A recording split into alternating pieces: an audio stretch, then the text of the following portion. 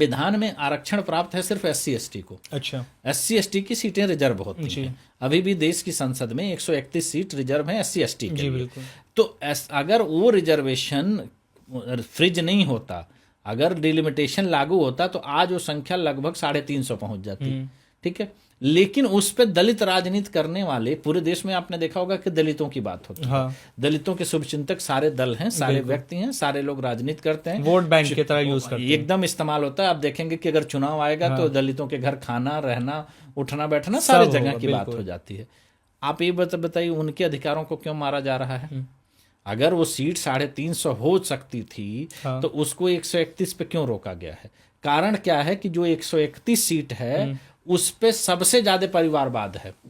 131 में भी 131 में ही परिवारवाद है, क्योंकि दलितों के नाम पे जो लोग राजनीति कर रहे हैं, आप देखेंगे कि 4 बार 5 बार 6 बार 7 बार चुन करके आ रहे हैं, या उनके बाद उनके लड़के आ गए, उनके परिवार के लोग आ गए, तो वो दलित के नाम पर परिवारवाद किए हैं, इसलिए दलित राजनीति पे नहीं बोलते। हम कह रहे हैं बाकी लोग ना बोले ना, उनकी तो सीटें रिजर्व है ना, बिल्कुल उनको तो सीधा फायदा होगा, जितना सीटें बढ़ेंगे उनका रिजर्वेशन का उनको फायदा होगा।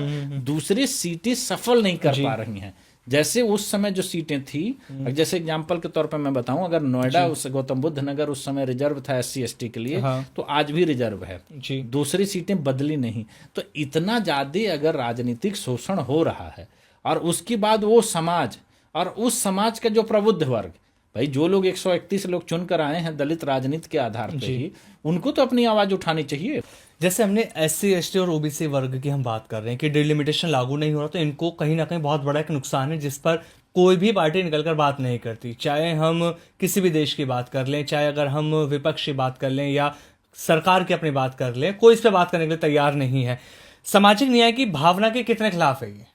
देखिए, अभी मैं आपको एक उदाहरण के तौर पे बता रहा हूं कि देश की राजनीति में दलित राजनीति की सबसे बड़ा चेहरा अगर कोई रहा है तो मायावती जी रही हैं। बिल्कुल। और मायावती जी इतना बड़ा दलित चेहरा रही हैं कि वो 29 वर्ष की उम्र में अपने दम पे उत्तर प्रदेश जैसे राज्य की मुख्यमंत्री बनी थी, और हमारे ख्याल से 3 या 4 बार मुख्यमंत्री रही हैं, और सत्ता में उनकी पकड़ कितनी थी सबको पता है। आप एक बार बताइए, उन्होंने दलित राजनीति के नाम पर क्या किया? कुछ भाई, दलित राजनीति को उन्होंने आगे बढ़ाया। उनके बाद कौन बसपा का है? बसपा का हाल ये है कि जो बसपा की पूरे देश में धाक बोलती थी, राष्ट्रीय पार्टी का दर्जा प्राप्त था, उत्तर प्रदेश जैसे राज्य की मुख्यमंत्री होती थी उनकी प्रमुख, आज अभी 26 में जब राज्यसभा चुनाव होने वाले हैं, तो लोकसभा और राज्यसभा दोनों में बसपा का प्रेजेंटेशन शून्य हो जाएगा। क्यों हो गया?